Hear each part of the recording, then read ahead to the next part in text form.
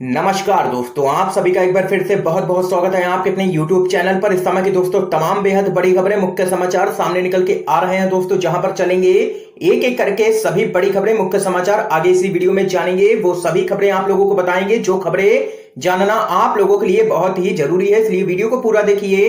लेकिन उससे पहले दोस्तों आप लोगों से एक छोटा सा निवेदन है कि अगर आप लोग भी जबरदस्त तरीके से केंद्र की मोदी सरकार की नीतियों का विरोध करते हैं तो आप लोग अभी इस वीडियो को लाइक करके लाल कलर के सब्सक्राइब बटन को दबा करके चैनल को सब्सक्राइब करके बेल के आइकन को जरूर दबा दीजिए दोस्तों, और कमेंट बॉक्स में कमेंट जरूर कीजिए जय हिंद जय भारत। दरअसल दोस्तों पहली बड़ी खबर सामने निकल के आ रही है। एक रिपोर्ट के खुलासे से देश में मचा है हड़कंप, कांग्रेस पार्टी ने बोला जोरदार हमला। जी हां दोस्तों, नागरिकों के खिलाफ हिंसा के मामले में दूसरे नंबर पर भारत। कांग्रेस बोली मोदी है तो मुमकिन है। आप लोगों को दोस्तों बताते चले, मोदी सरकार के कार्यकाल में जहां देश में अर्थव्यवस्था पूरी तरीके से तहस नहस हो चुकी है, तो वहीं देश में सांप्रदायिकता और हिंसा के मामले तेजी से लगातार बढ़ रहे हैं। गौरतलब है कि भारत में भाजपा की सरकार बनने के बाद से ही धर्म विशेष के लोगों को लगातार टारगेट किया जाना आम बात बन चुकी है। बीजेपी की छत्र छाया में हिंदूवादी संगठनों की गुंडागर्दी चरम सीमा पर है। इस बीच armed conflict location and event data project की एक रिपोर्ट सामने निकल के आई है, जिसमें यह दावा किया जा रहा है कि नागरिकों के खिलाफ हिंसा के मामले में भारत दूसरे नंबर पर है। भले ही मोदी सरकार अपने कार्यकाल में भारत को एक सहनशील देश करार देती रहे, लेकिन इस रिपोर्ट ने आम जनता के बीच भारत की सच्चाई ला करके रख दी है। इस रिपोर्ट में पहले नंबर पर नाइजीरिया और तीसरे नंबर पर मैक्सिको का नाम है। इस रिपोर्ट को शेयर करते हुए कांग्रेस पार्टी के राष्ट्रीय प्रवक्ता रणदीप सुरजेवाला ने मोदी सरकार पर जमकर के निशाना साधा है। सुरजेवाला ने इस रिपोर्ट को शेयर करते हुए लिखा है कि अब देश पूरी दुनिया में नागरिकों के खिलाफ हिंसा में दूसरे नंबर पर है। मोदी है तो मुमकिन है। तो वहीं इस रिपोर्ट के सामने आने के बाद केंद्र की मोदी सरकार की सोशल मीडिया पर भी काफी फजीयत हो रही है। एक यूजर ने इस पर प्रतिक्रिया देते हुए लिखा है कि ये फर्जी मसीहा सदियों से सजा वतन बेच देंगे, दर्जी जैसे माप माप कर देश की चमन धरा बेच देंगे।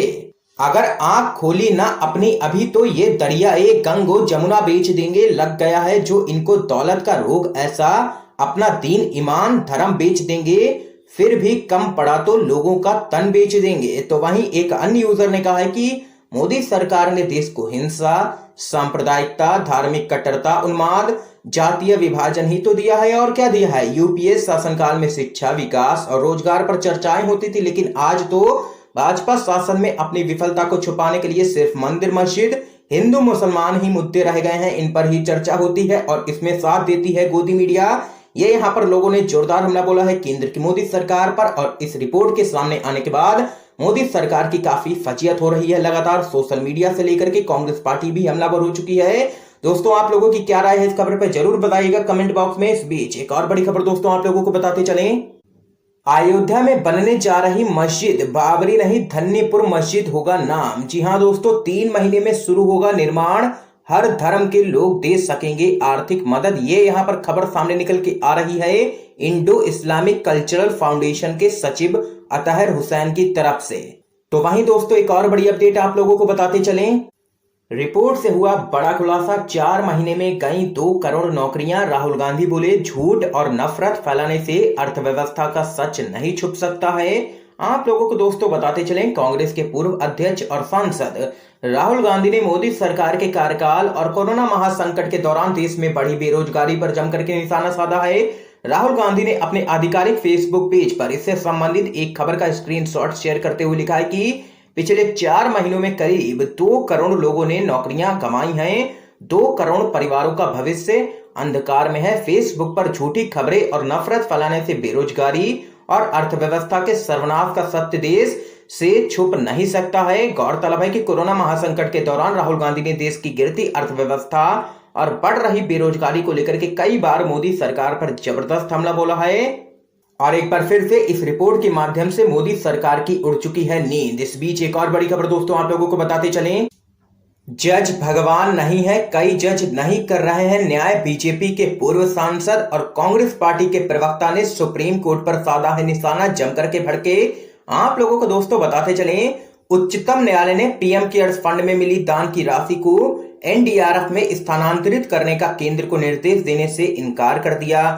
इस मुद्दे पर एक टीवी चैनल पर बहस के दौरान बीजेपी के पूर्व सांसद और कांग्रेस पार्टी के नेता सुप्रीम कोर्ट पर जमकर के भड़क गए। उन्होंने टीवी एंकर से बहस के दौरान कहा कि जज भगवान नहीं है और कई जज न्याय नहीं कर रहे हैं। कांग्रेस के प्रवक्ता उदित राज ने कहा है कि कई ऐसे जज हैं जिनके सामने मैं कह सकता हूं कि उन लोगों ने न्याय नहीं किया है और दबाव में फैसले दिए हैं।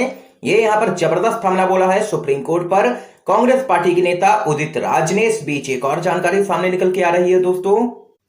केंद्र की मोदी सरकार का एक और कदम प्राइवेटाइजेशन की तरफ।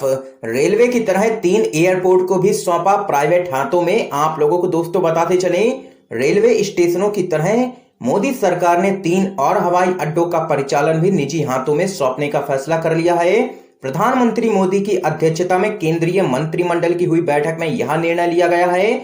आप लोगों को दोस्तों बताते चलें, जयपुर, गुवाहाटी और तिरुवनंतपुरम हवाई अड्डों का परिचालन निजी कंपनियों को सौंपने के प्रस्ताव को मंत्रिमंडल ने मंजूरी दे दी है। तो यहां पर दोस्तों देख सकते हैं कि मोदी सरकार लगातार निजीकरण की ओर बढ़ती हुई। दोस्तों अगर आप लोग भी मोदी सरकार के इन फैसलों का जबरदस्त तरीके से विरोध करते हैं, इस वीडियो को लाइक करके अपना समर्थन जरूर दर्ज करवाइए। इस बीच एक और बड़ी खबर दोस्तों आप लोगों को बताते चलें, संविधान से मिले अधिकारों का अपमान कर रही है मध्य प्रदेश की शिवराज सरकार। लोकल्स को नौकरी देने के फैसले पर सुप्रीम कोर्ट के पूर्व जज ने बोला है जोरदार हमला। आप लोगों को दोस्तों बताते चले, मध्य प्रदेश के मुख्यमंत्री शिवराज सिंह चौहान ने कहा है कि प्रदेश की शासकीय नौकरियां अब केवल राज्य के बच्चों को ही दी जाएंगी और इसके लिए हम आवश्यक कानूनी प्रावधान करने जा रहे हैं। लेकिन यह भी बीजेपी का एक जुमला ही साबित होगा, क्योंकि इससे पहले भी ऐसे ही कई फैसलों को कोर्ट पलट चुका है। तो वहीं दोस्तों आप लोगों को बताते चलें, मध्य प्रदेश के मुख्यमंत्री शिवराज सिंह चौहान के इस फैसले पर विभिन्न क्षेत्रों से जुड़े लोग लगातार प्रतिक्रियाएं दे रहे हैं। सुप्रीम कोर्ट के पूर्व जज जस्टिस मार्कंडेय काटजू ने भी इसी क्रम में अपनी प्रतिक्रिया दी है। उन्होंने एक ट्वीट कर कहा है कि धरती का लाल जन्म स्थान के आधार पर सिद्धांत भारतीय संविधान के अनुच्छेद 19(1)(e) का उल्लंघन करता है। इसमें कहा गया है कि भारत के सभी नागरिकों को भारत के किसी भी हिस्से में निवास करने और बसने का अधिकार है।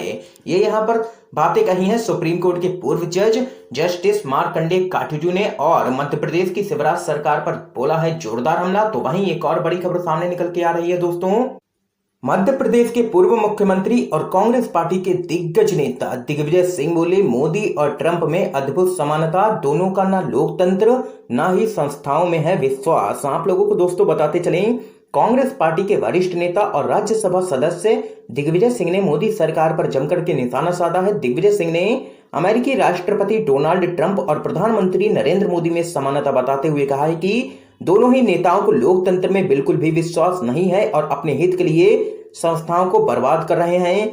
दिग्विजय सिंह ने अपने ट्वीट में कहा है कि ट्रंप के शासन में अमेरिका और मोदी के शासन में भारत में अद्भुत समानता है। दोनों लोकतंत्र में विश्वास नहीं करते हैं और अपने स्वार्थ के लिए संस्थानों और लोकतंत्र को बर्बाद कर रहे हैं। मुझे पता है कि मोदी ट्रोल आर्मी क्या कहने वाली है, लेकिन मुझे परवाह नहीं है, नेशन फर्स्ट होना चाहिए। तो वहीं एक और बड़ी खबर दोस्तों आप लोगों को बताते चलें, उत्तर प्रदेश की योगी सरकार पर ओवैसी का जोरदार हमला। कहा यूपी में बिना प्रूफ के हो रहे हैं लगातार एनकाउंटर। आप लोगों को दोस्तों बताते चलें, AIM के चीफ असदुद्दीन ओवैसी ने उत्तर प्रदेश की योगी सरकार पर जमकर के निशाना साधा है। यूपी पुलिस के एनकाउंटर पॉलिसी पर सवाल उठाते हुए ओवैसी ने कहा है कि उत्तर प्रदेश के मुख्यमंत्री योगी आदित्यनाथ ने मुठभेड़ों के साथ नियम और नियत प्रक्रिया को बदल दिया है। योगी सरकार पर आरोप लगाते हुए ओवैसी ने कहा है कि यह केवल औपचारिकता नहीं है, यह अत्याचारी सरकार से हमारी रक्षा करने का बहुत बुनियादी आधार है। पुलिस के पास किसी को भी दंडित करने की शक्ति नहीं है। यूपी को छोड़कर कहां बिना किसी सबूत के मुठभेड़ होती है। यूपी पुलिस पर निशाना साधते हुए असदुद्दीन ओवैसी ने आगे कहा है कि यूपी पुलिस ने दिखाया है कि कैसे वह सांप्रदायिक और जातिवादी संस्था बन गई है। हिंदुत्व के अपने वैचारिक एजेंडे को आगे बढ़ाने के लिए यूपी पुलिस योगी सरकार के हाथों की कठपुतली बन गई है। ये यहाँ पर ओवैसी ने जोरदार हमला बोला है योगी सरकार पर। इस बीच एक और बड़ी अपडेट दोस्तों आप लोगों को बताते चलें, फेसबुक और ट्रंप में एक बार फिर से बढ़ा है टकराव। फेसबुक ने कहा ट्रंप ने नफरत वाला भाषण या गलत जानकारी पोस्ट की तो उसे तुरंत डिलीट कर देंगे। आप लोगों को दोस्तों बताते चलें, नवंबर में होने वाले राष्ट्रपति चुनावों को देखते हुए फेसबुक ने अमेरिकी राष्ट्रपति ट्रंप को सीधी सीधी चेतावनी दे डाली है।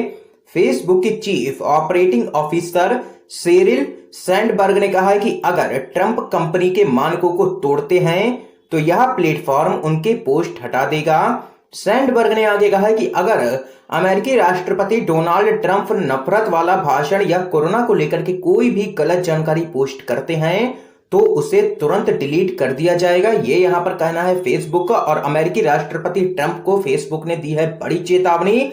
इस बीच एक और बड़ी अपडेट दोस्तों आप लोगों को बताते चलें। सुशांत सिंह राजपूत केस की सीबीआई जांच, संजय राउत बोले पहले से ही तय थी पूरी स्क्रिप्ट। आप लोगों को दोस्तों बताते चलें, एक्टर सुशांत सिंह राजपूत केस में सीबीआई को जांच का अधिकार मिलने के बाद शिवसेना की ओर से प्रतिक्रिया सामने निकल के आई है। शिवसेना के नेता और राज्यसभा सदस्य संजय राउत ने कहा है कि अभी तक जो मुझे जानकारी मिली है उसके मुताबिक मुंबई पुलिस ने जांच को सही से किया है और मुंबई पुलिस को उनके ही राज्य के नेता यानी कि बीजेपी के नेता लगातार बदनाम कर रहे हैं, तो यह बिल्कुल भी सही बात नहीं है। आप लोगों को दोस्तों आगे बताते चलें, सुशांत का केस सीबीआई को सौंपने के बाद शिवसेना के नेता संजय राउत ने आगे कहा है कि सुप्रीम कोर्ट का फैसला सिंगल बेंच ने दिया है, इसको हम डबल बेंच में ले जाने की मांग कर रहे थे, लेकिन अगर स्क्रिप्ट पहले से तय है तो अब माथापच्ची करने से क्या फायदा। ये यहाँ पर बड़ा बयान सामने निकल के आया है संजय राउत का।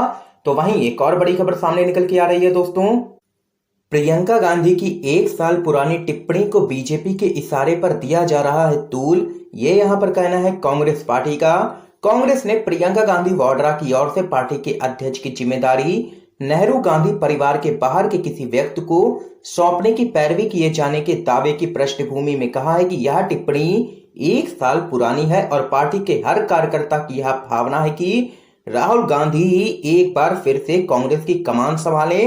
पार्टी के मुख्य प्रवक्ता रणदीप सुरजेवाला ने यह भी आरोप लगाया है कि प्रियंका गांधी की 1 साल पुरानी टिप्पणी को भाजपा के इशारे पर मीडिया लगातार शेयर कर रही है, तूल दिया जा रहा है इस मामले को।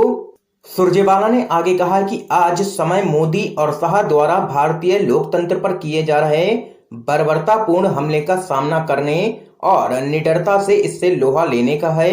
ये यहाँ पर कांग्रेस पार्टी ने जबरदस्त हमला बोला है बीजेपी पर। इस बीच एक और जानकारी दोस्तों आप लोगों को बताते चलें, अनलॉक 3 केजरीवाल सरकार ने होटल खोलने की दी इजाजत, लेकिन जिम रहेंगे बंद।